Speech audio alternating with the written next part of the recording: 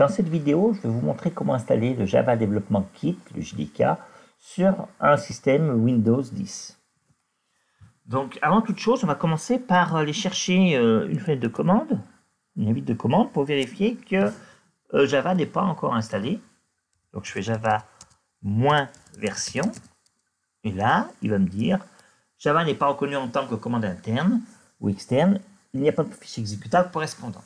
Donc, je n'ai pas de Java sur ma machine, il faut que je l'installe. Donc, pour l'installer, on va aller donc chercher Java Standard Edition, SE. Standard Edition, donc c'est Oracle qui développe Java, donc je vais aller sur le serveur d'Oracle, je peux aller aussi sur l'OpenJDK, on va prendre celui d'Oracle. Et donc ici, c'est la plateforme version 17. La version 17, donc c'est la version actuelle au 3 janvier 2022. Et je vais aller donc sur la page de téléchargement, download, pour avoir les téléchargements. Donc ici, j'ai différents téléchargements pour Linux, Mac OS X ou Windows.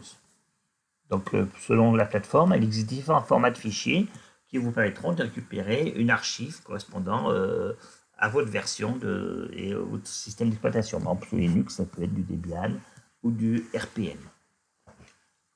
Alors, sous Windows, donc j'ai trois formats possibles. Le format zip, qui est un fichier archive.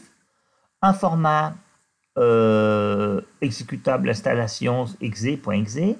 Ou un format de MSI, donc c'est des formats d'installation d'exécutables pour Microsoft, MSI Installer. Alors, on va préférer prendre le premier, car il va me permettre d'installer ça où je veux, sur mon disque dur, et il me permet surtout d'avoir plusieurs versions éventuellement de JDK installées pour pouvoir fonctionner avec plusieurs JDK, ça peut être nécessaire dans certains projets. Et selon les projets que l'on fait, et puis aussi, ça va me permettre de montrer aussi les variables d'environnement qui se permettent de contrôler justement où on va chercher Java quand on veut exécuter. Donc je lance le téléchargement de cette chose-là,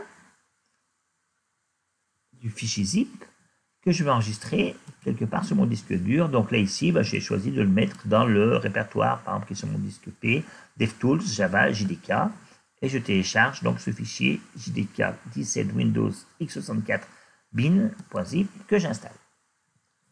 Donc là, ici, on laisse faire le téléchargement.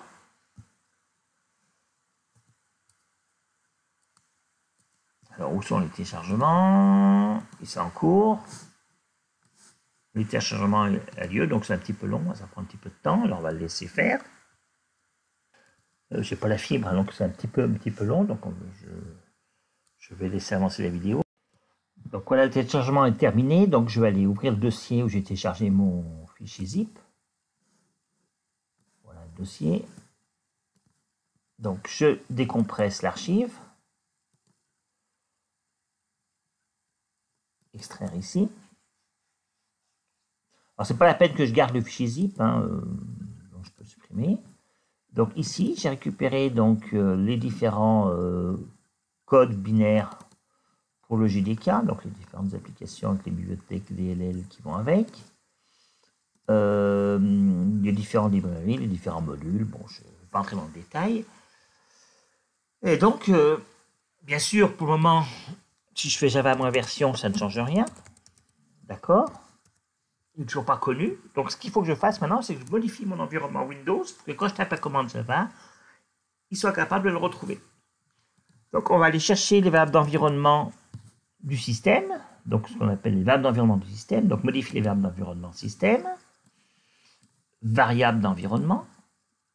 Donc, ici, je vais créer une nouvelle variable qui s'appelle Java en majuscule _ home.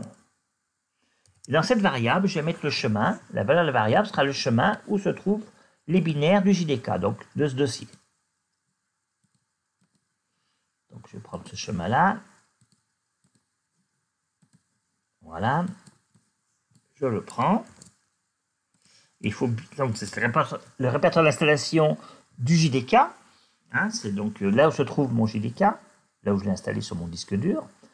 Et puis ensuite, il faut que je définisse la deuxième variable qui est la pass, qui donne le chemin où on va chercher les exécutables quand on lance une application, par exemple depuis la ligne de commande. Donc, je vais modifier ce chemin. Et dans ce pass, je vais rajouter un nouveau élément de chemin donc qui sera %java underscore home. Donc là, je dis, je prends la variable d'environnement java home, et derrière, c'est le répertoire bin où je trouve les binaires. Et j'enregistre ces valeurs. Donc, je vais modifier. OK, j'enregistre mon environnement. Donc, ici, dans ma fenêtre terminale, Java -version, ça ne marche toujours pas. Parce qu'en fait, cette fenêtre a été ouverte avant que je modifie mon environnement. Donc, elle ne le connaît pas, cette modification. Mais si j'en ouvre une nouvelle, CMD, une nouvelle fenêtre, là, si je fais Java -version, j'ai la version du JDK que j'ai récupérée. Donc, c'est la version de octobre 2021, qui est donc la version de LTS Long Term Support, qui sera supportée pendant plusieurs années pour le JDK 17. Et je peux aussi appeler le compilateur Java alors je crois que c'est version. Et là, il va me dire que c'est un compilateur 17.0.1. Voilà. Donc maintenant, je peux travailler avec Java.